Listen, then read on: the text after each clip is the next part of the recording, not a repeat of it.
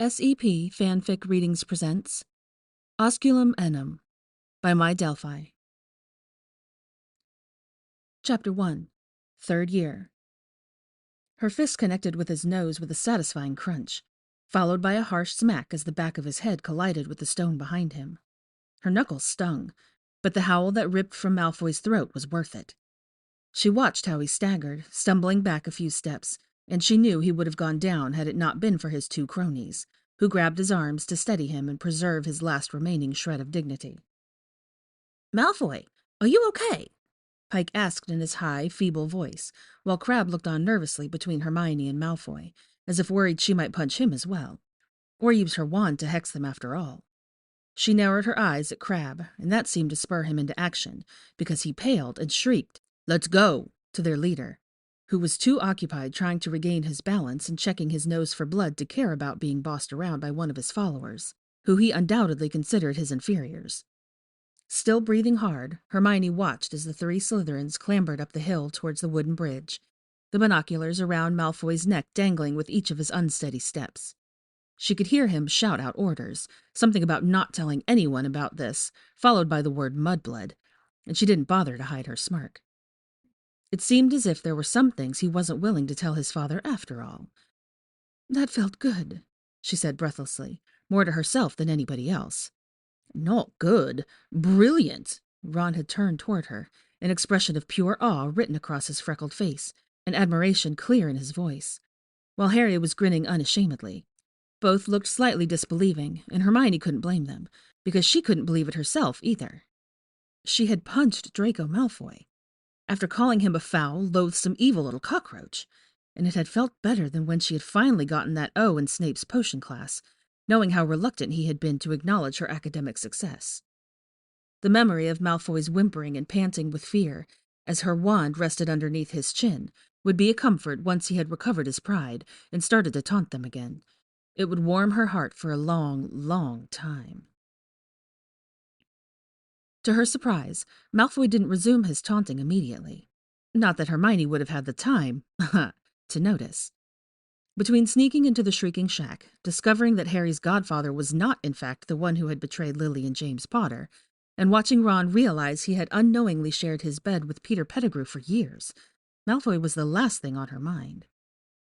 Then she had been busy, crossing every possible boundary and breaking all the rules McGonagall had impressed upon her at the beginning of the school year, when she had handed Hermione the time turner with great care, saving Buckbeak and Sirius in the process while trying to outrun a werewolf.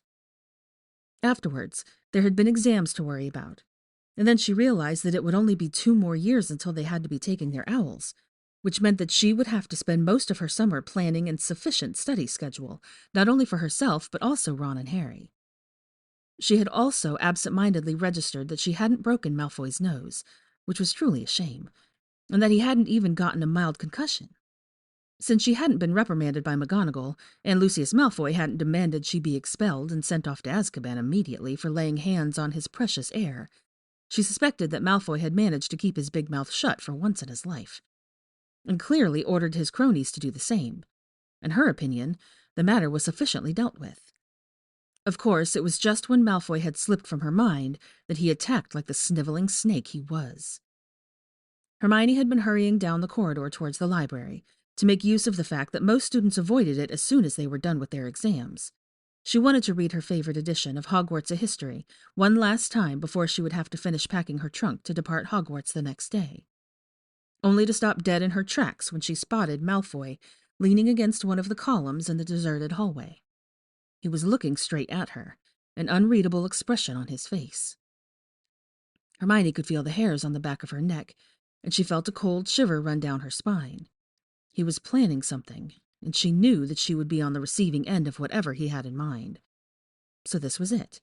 He wanted to get his revenge before the school year was over. "Hello, mudblood," Malfoy drawled, pushing away from the wall and stepping towards her. "Hello, cockroach," she hissed back, crossing her arms over her chest. She wouldn't back down. Whatever he had planned, she would be quick to retaliate. Yes, he was a skilled dueler, and could cast hexes and nasty jinxes in rapid succession, but she had improved greatly over the course of the year, and her shields were strong enough to protect her against an array of harmful spells. I've been trying to get you alone for a while now. Seems like I got lucky. Where are your two little bodyguards, anyway? He sneered, arching one eyebrow mockingly. Although I doubt that ginger weasel would help much. Even you should have realized that some magic is simply inferior. The implication of her magic being just as dirty as her blood wasn't missed on her, and Hermione briefly considered punching him again. But then he would return to his parents with a black eye, and his father would start asking questions that might get her in trouble. You would know all about that, wouldn't you? She snapped back. Centuries of inbreeding have to have some effect. Muggles usually get hemophilia, but I guess for people like you, it's a higher risk of producing squibs and having volatile magic. Hermione's eyes wandered over his face, and her lips twitched into a small smirk.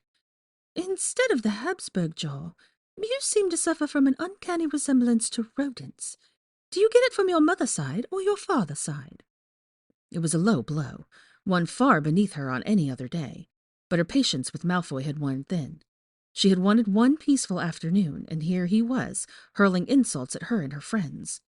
And Hermione had more Slytherin in her than she would admit to any of her friends. She could see how Malfoy clenched his jaw tightly, fury raging in his pale eyes, and his hands balling into fists at his side. For a brief moment, she felt a real flicker of fear race through her body, almost like a lightning strike.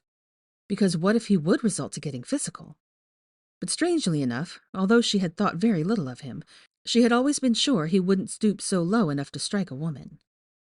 As quickly as Malfoy had allowed his control to crumble, he gathered himself up again, turned the angry grimace on his face into a condescending sneer. Such a sharp tongue for measly Gryffindor, he tutted, shaking his head. You know, after you'd showed just how uncivilized people like you truly are, I considered hexing you. That little spell that made your teeth grow could easily be tweaked into something more lasting. Or perhaps a few boils to make your face match your horrid personality. Hermione narrowed her eyes, ready to hex his balls off should he raise his wand. But then I noticed how you look at that weasel. Disgust dripped from every word, and Hermione felt herself blanch. There was no way he had noticed her glancing at Ron. It was nothing, just a hint of a silly crush, something fleeting that would disappear by the time the new school year started. A harmless fantasy she allowed herself about holding his hand, or maybe even kissing him. You'd suit each other well, considering the blood traitor he is. And you'd make a fine Weasley, wouldn't you? Popping out brats and occupying yourself with household spells while your husband drags the family name through the mud. If that is even possible at this point. He chuckled darkly. Shut your mouth, Malfoy, Hermione hissed, fighting against the nauseating feeling in the pit of her stomach. I don't think I will, he said lazily. You see, it gave me an idea. After all, nobody dares to strike a Malfoy. If you think you can humiliate me by telling Ron or starting rumors, forget it. I'll just tell them you're lying through your teeth to get revenge. At that, Malfoy tutted. Do you take me for a Hufflepuff? I am far more creative than that. No, mudblood. I'll take something from you. Something only an empty-headed chit like you could value. And suddenly he was in her space, his finger closing around her jaw, and then he was kissing her. His lips were surprisingly soft, but she barely noticed. Immediately, she pushed against his chest, but he barely even seemed to notice. When she struggled to turn her head away, his grip clenched tight enough for it to hurt, and she gasped in surprise. He used it to his advantage, suddenly pushing his tongue into her mouth, and Hermione's mind briefly went blank. It was an entirely foreign feeling, having his tongue brush against her own, and nothing like she had imagined. Even having heard the other girls gossip about kisses in their room hadn't prepared her for the prickling goosebumps spreading across her skin, or the shiver that ran down the arch of her spine and made her entire body tingle. Almost instinctively, she dared to respond to the foreign touch, moving her mouth against his and flickering his tongue with hers, only to feel him smile against her lips. Realization washed over her like a bucket of lake water. Suddenly she could think coherently and promptly did the only thing she could think of. She bit him. Cursing, Malfoy immediately drew back, wiping his sleeve over his mouth and licking his pink, slightly swollen lips, as if searching for the coppery evidence of blood.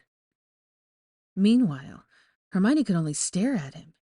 Her lips were still tingling and felt hot and puffy, and her tongue was prickling in her mouth. There was a lingering taste of crisp apples that made her skin crawl when she realized that it must have come from him and his stupid obsession with green apples. "What was that?" she spat, her voice too croaky to convey the rage that was burning inside of her. How dare he touch her? Kiss her? "That was your first kiss, Granger," Malfoy explained, a nasty grin on his face. "A little hex or jinx is easily forgotten, especially when it's not permanent. But the memory of who stole your first kiss is something you will never forget. You will remember that it was me who kissed you first, should that weasel ever come around and make a move on you." He laughed. "Don't worry. It'll be our little secret. I have no interest in anybody finding out I've touched you. But the knowledge that you will think of me, the one you loathe, when you're with that ginger disgrace, was worth it." Chuckling to himself, Malfoy turned on his heels, glancing over his shoulder one last time. "Enjoy your pathetic muggle holidays, mudblood," he called, easily putting up a shield to deflect the nasty jinx she sent his direction. Still laughing to himself, he disappeared behind a corner, leaving her fuming in the middle of the hallway. How dare he? How dare he do that to her? Hermione raised her trembling fingers to her mouth, touching her swollen lips. She had never cared much about the concept of who would be her first kiss, having had very little interest in relationships until recently, but she had hoped that it would be someone she liked, maybe even Ron. Instead, it had been Malfoy. Her eyes were burning, but she quickly blinked the unwanted tears away. She wouldn't prove him right. She wasn't some empty-headed chit who would care about something like a first kiss, and she certainly wouldn't remember the feeling of his lips against her own once she kissed someone else she truly liked.